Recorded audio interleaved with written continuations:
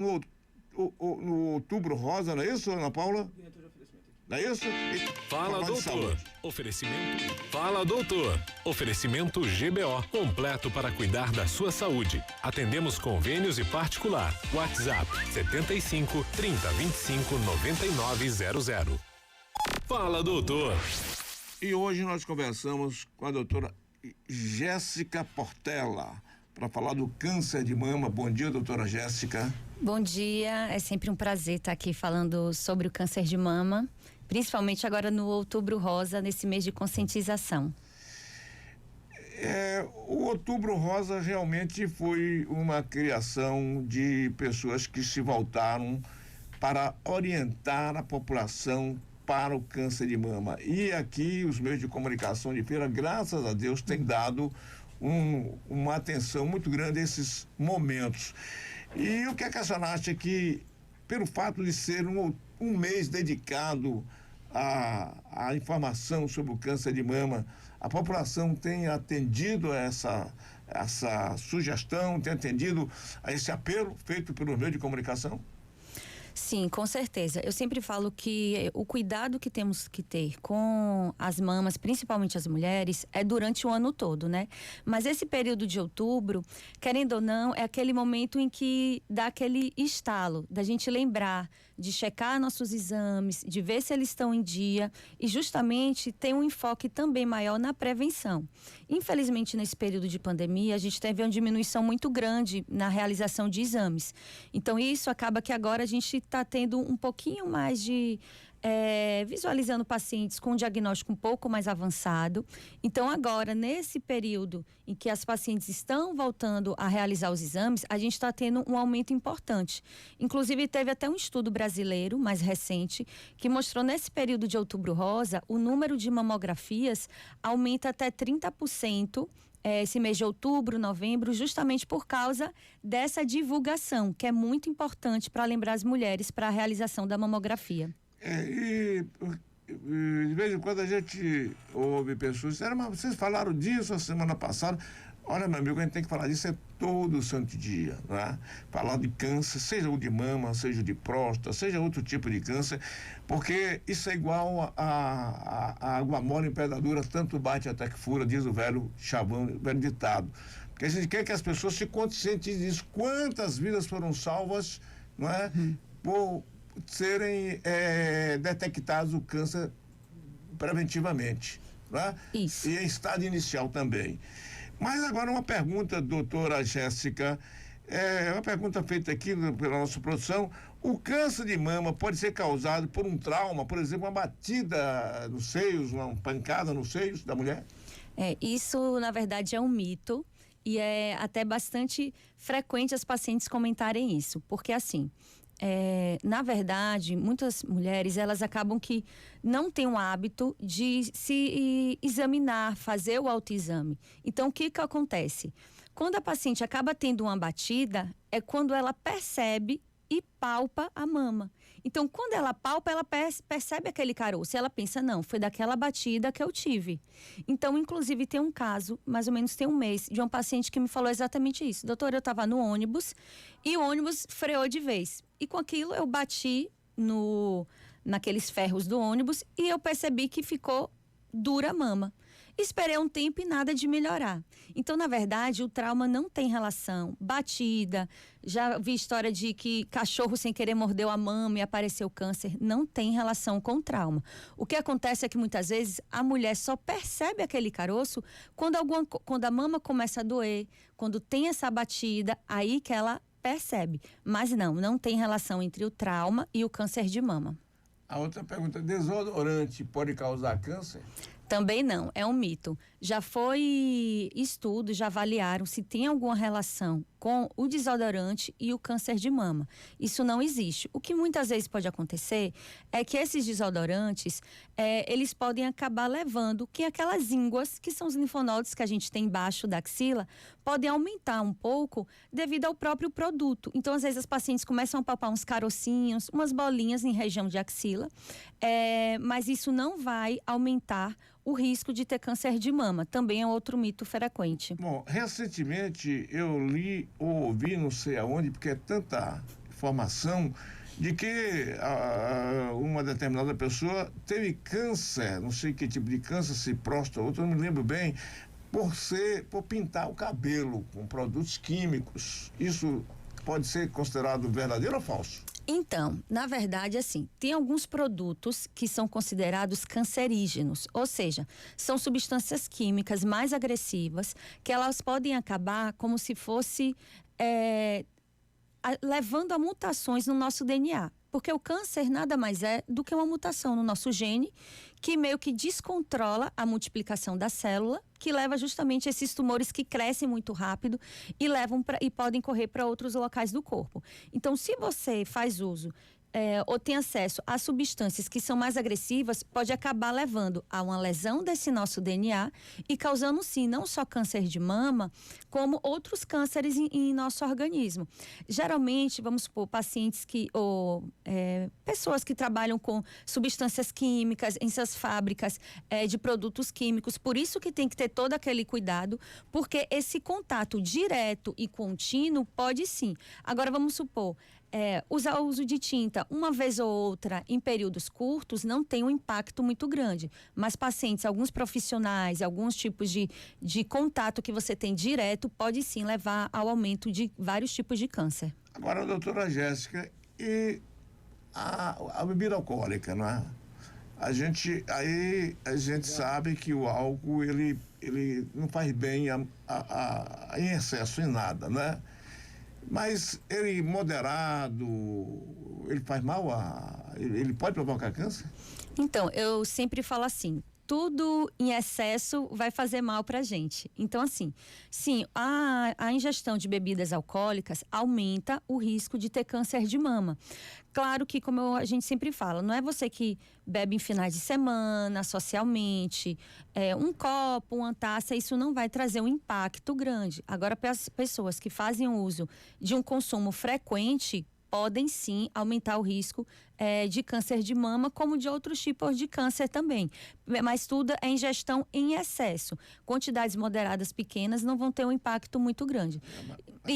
Mas assim, eu sempre falo, bebidas alcoólicas, se você pacientes que não fazem atividade física. Então, assim, o câncer de mama, ele é multifatorial. São vários fatores. Então, se você não tem uma dieta adequada, não faz atividade física, não tem controle do seu peso e ainda faz a ingestão de bebida alcoólica em excesso, juntando tudo isso, vai te trazer um risco muito grande. Por isso que a gente tem que evitar ao máximo o controle desses fatores para evitar, assim, o aumento do risco do câncer. E o fator idade?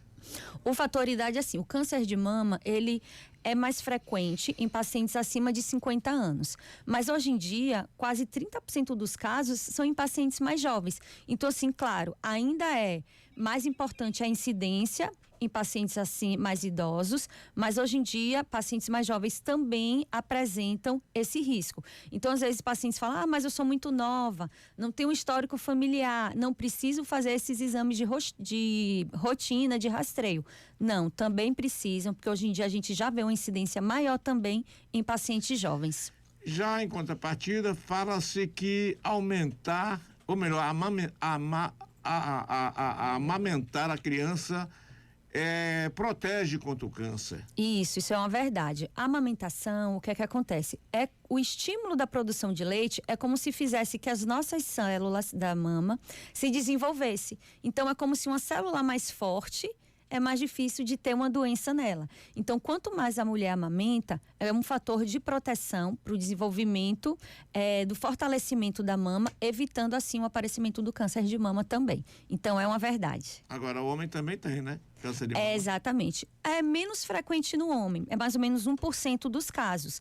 Tanto que os homens não têm indicação de fazer rastreio com mamografia, ultrassom, mas eu sempre falo, é importante que esse homem se examine, palpe, veja se não aparece algum caroço, se não começa a sair alguma secreção diferente do bico, principalmente se esse homem tiver um histórico de câncer de mama próximo, uma mãe, uma irmã que teve câncer de mama muito jovem. Por quê?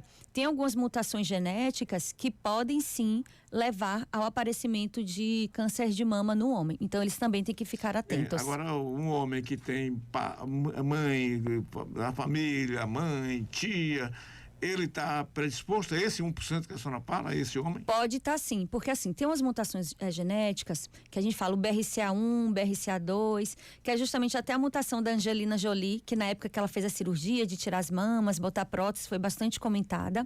Essas mutações levam ao aumento do risco de ter câncer de mama. Então, vamos supor, se o homem tem uma mãe que teve câncer de mama com 45 anos, uma irmã que teve câncer de mama bilateral, apareceu na mama, apareceu na outra. Esse homem, ele tem um alto risco.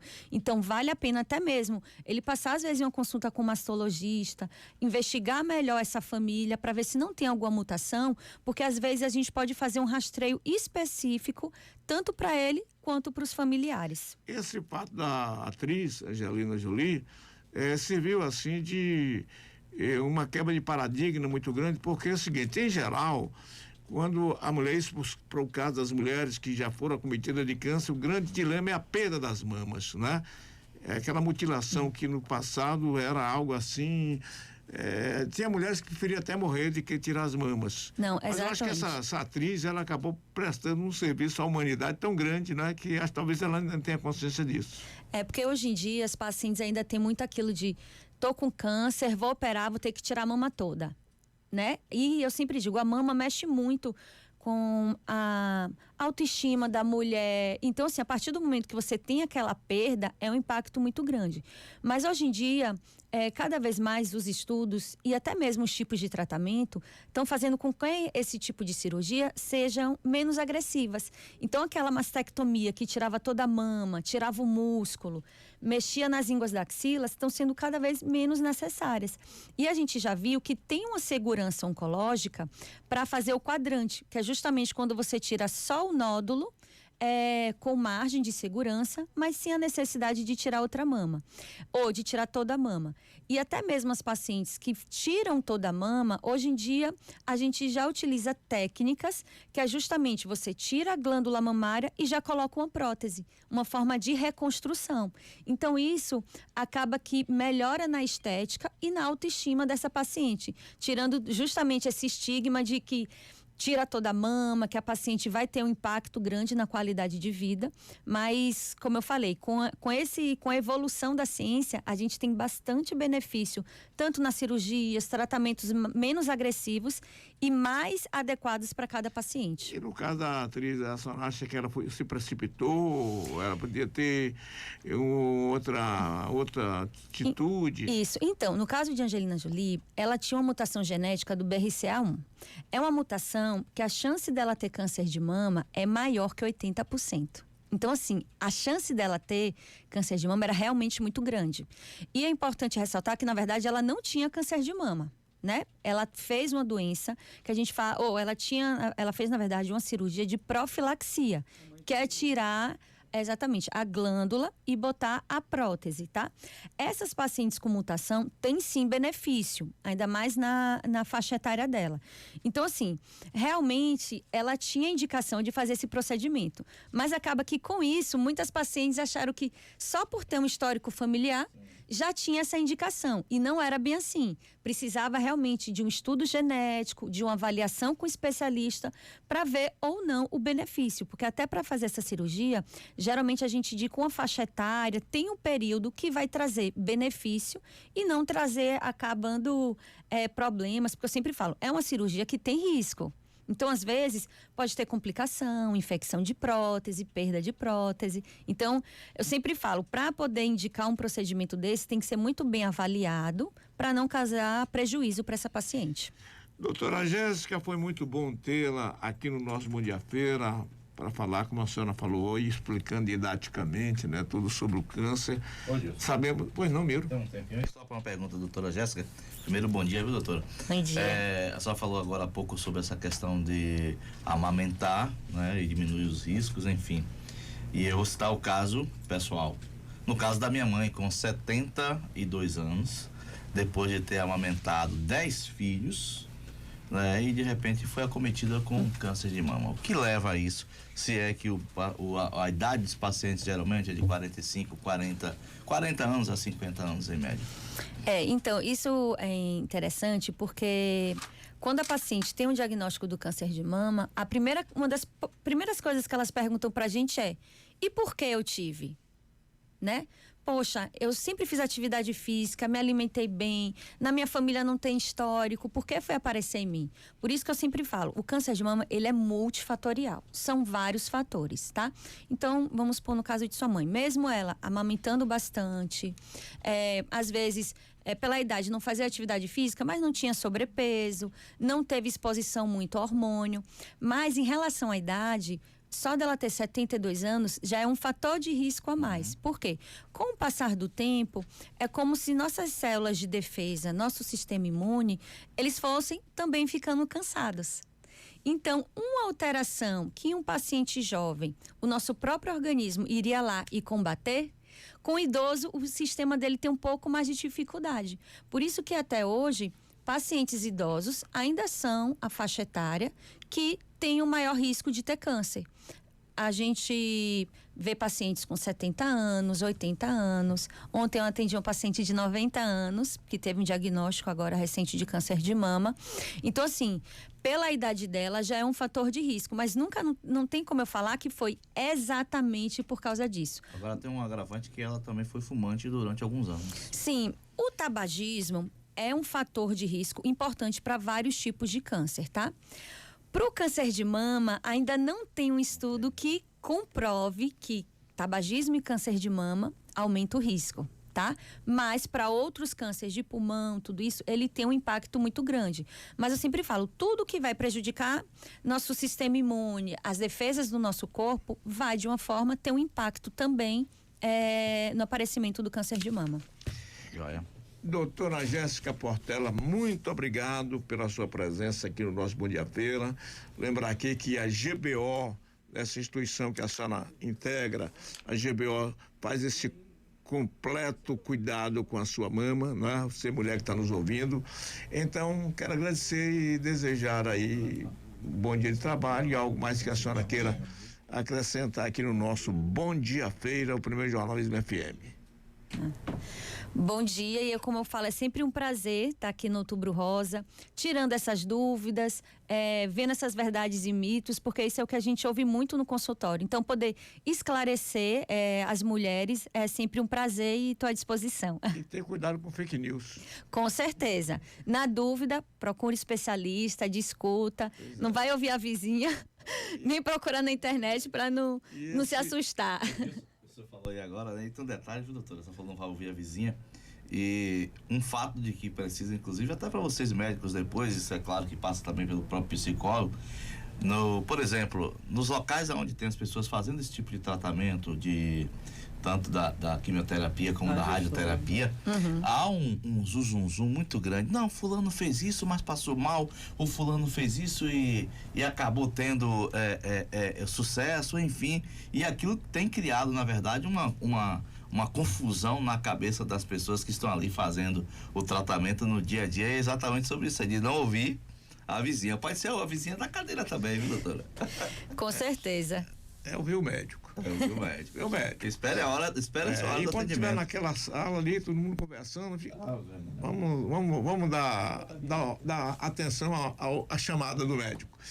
Aí o GBO completo para cuidar da sua saúde, atendimento por convênios particulares, agenda de consultas e exames pelo telefone e WhatsApp 30259900, GBO, Rua Castro Alves, 1490, e o centro Instagram, @GBO Feira de Santana. Lá tem o diretor médico, doutor Leonardo Fonseca, para quem mandamos aí um café super especial. São 7h46. Fala, doutor. Oferecimento